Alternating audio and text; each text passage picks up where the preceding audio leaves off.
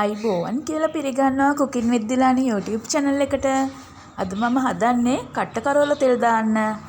හරිම සුවඳයි. කට්ට කරවලත් එක්ක විතරක්ම බත් කන්න පුළුවන් විදියට තමයි අද කරවල එක මම හදන්නේ. ඔයගොල්ලෝ තාමත් මාව subscribe කරලා නැත්නම් පුංචි ඉල්ලීමක් කරනවා මාව subscribe කරන්න. හරි අවශ්‍ය ද්‍රව්‍ය ඔක්කොම මම ලෑස්ති කරගෙන තියෙන්නේ. ඉස්සලාම pan එක ලිපේ තියාගමු. පොල් තෙල් මේස හැඳි දෙකක් විතර මම දා ගන්නවා. තෙල් ටික හොඳට රත් වෙන්න දෙන්න. මම කරවල ග්‍රෑම් 170ක් තමයි ගත්තේ කට්ට කරවල. හොඳට සෝදලා වතුර බේරෙන්න තමයි තියලා තියෙන්නේ. තෙල් ටික රත් වෙද්දී ගොරක බික් දෙකක් මම මේකට දා ගන්නවා. කරවල හදද්දි ගොරක දාන එක මම ඉගෙන ගත්තේ අපේ ආච්චිගෙන්. මම මේකේ හේතුව මුකුත් හොයන්න බලන්න ගියේ නෑ. ඉස්සර අපේ ආච්චි දානවා. මං හිතුනේ ඇඹුලට දානවා ඇති කියලා. දැන් අපි හොදගත්ත කට්ට කරවල ටික මේ තෙලටම දා ගන්නවා. තෙලට දාපු ගමන් කට්ට කරවල ටික එහෙට මෙහෙට කරන්න යන්න එපා. එතකොට කරවල ටිකේ මස් ගැලවිලා අඩිය අල්ලන්න පුළුවන්. ටිකක් මේ විදිහට බැදුනට පස්සේ අපි අර දාපු ගොරක බික් දෙක අයින් කර ගන්නවා. දැන් මෙහෙට මෙහෙට කලවම් කරන්න. ලිපේ ගින්දර ගොඩාක් වැඩියෙන් තියාගන්නේ නෑ මේ වෙලාවේ. හොඳට කරවල ටික බැදෙනකන් මීඩියම් හීට් එකේ වගේ මේ විදිහට තියාගෙන අපි කරවල ටික බැදගමු. ඔයගලන්ට පේනව නේද මේ කරවල වල තියෙන වතුරත් මේකට උරාගෙන තියෙනවා. අපි දාපු තෙල් වලට වඩා වැඩියෙන් දිය ගතිය තියෙනවනේ ඒ වතුර තමයි. දැන් අපි කපාගත්ත ලුණු ටික, තක්කාලි ටික, අමු මිරිස් ටික ඔක්කොම ලං කරගමු. මුලින්ම අපි හීනියට කපාගත්ත ලුණු ටික දාගමු. ඔයගොල්ලන් කැමති ප්‍රමාණයක් ලුණු දාගන්න පුළුවන්. ලුණු ටිකත් මේ විදිහට දාගමු. තව අපිට අමු මිරිස් කරල් දෙක තුනක් ඕනේ. ඔයාලා කැමති නම් මාළු මිරිස් උනත් දාන්න. මාළු මිරිස් දැම්මමත් හරිම රසයි කරවල තෙල දාද්දි. තම්ප කරපිංචා ඒ ටිකක් දාලා මේ විදිහට හොඳට කලවම් කරගන්නවා. දැන් නම් මම ලිප ටිකක් වැඩි කරගත්තා.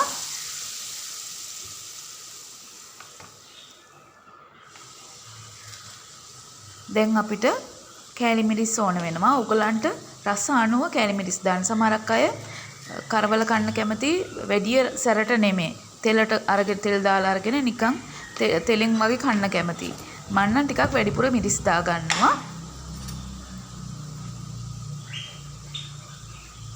කහ ස්වල්පයකුත් එකතු කරගන්න. දැන් මේ ටිකත් හොඳට කලවම් කරගන්න. තාම අපි ලුණු දැම්මේ නෑ. මොකද කරවල උයද්දී හරීම බයයි ලුණු දාන්න. අන්තිමට තමයි මම ලුණු දාන්නේ. මොකද ලුණු ටික හොඳට මැලවිලා මේක ටිකක් ඩිංග වෙනවනේ. ඒක නිසා අන්තිම හරියේදී තමයි ලුණු ටිකක් එකතු කර ගන්න ඕනේ. කරවල වලත් ලුණු තියෙනවනේ.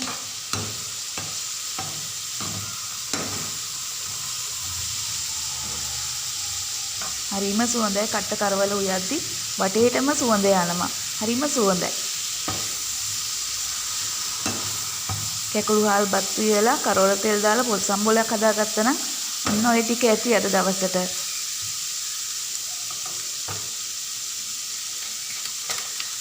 මම දැන් කපලා තියාගත්ත තක්කාලි ටික දා ගන්නවා. මම තක්කාලි ටිකක් වැඩියෙන් දාගත්තා.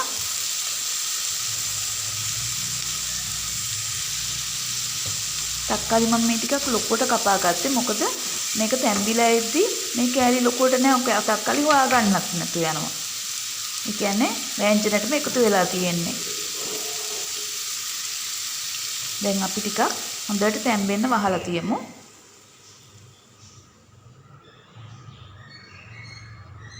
සුවඳයි. දැන් තක්කාලි ටිකක් තැම්බිලා තියෙන්නේ. ලුණු ටිකක් තැම්බිලා තියෙන්නේ. ඒත් තව ටිකක් ලුණු ටික හොඳට ෆ්‍රයි වෙන්න ඕනේ. ඒක නිසා අපි තව ටිකක් තියමු මේ ටික.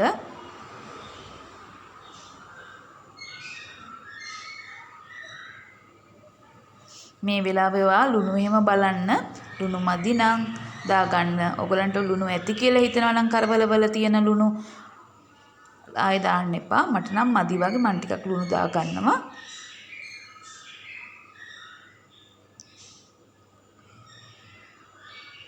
ලුණු ටිකක් දැම්මොත් තමයි හොඳ. ලුණු ටිකක් දාලා ආයෙමත් කලවම් කරගන්නවා.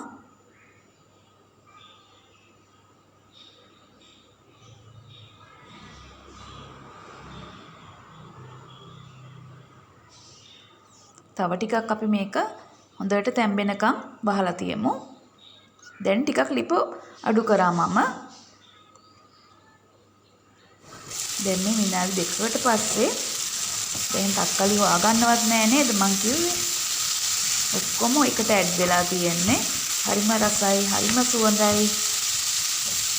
අර දැන් ලුණු වලට තෙත ගතිය එකතු වෙලා තියෙන තක්කලි වලින් තමයි. ඔගොල්ලන් කාලා තියෙනවනේ දන්සල් වල හදන කරවල තෙල් දාපු එක. ඉන්නේ ඒ වගේ තමයි මේකත් හැදුවේ මම. ඔගොල්ලන්වත් අනිවාර්යයෙන්ම මේ විදියට කරවල තෙල් දාලා බලන්න ඕනේ. තවත් මේ වගේ ගමේ හදන කෑමක් අරගෙන අලුත් වීඩියෝ එකකින් එන්නම්. ඔයගොල්ලන් පරිස්සමෙන් ඉන්න.